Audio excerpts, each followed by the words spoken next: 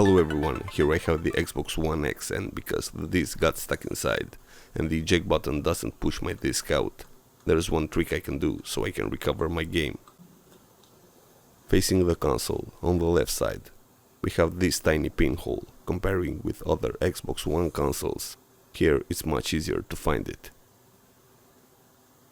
I need to push something inside it, however, comparing with previous consoles, this time the same paperclip won't work, because this pinhole is thinner, so I need a thinner paperclip.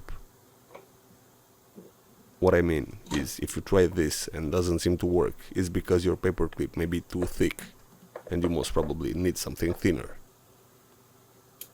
Now pushing it into this pinhole.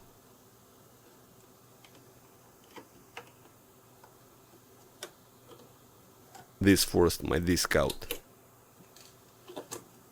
and now I gently grab it.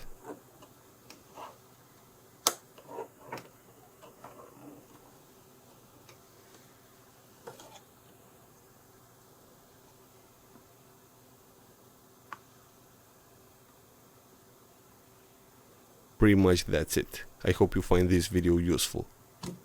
Thanks for watching, see you in the next one.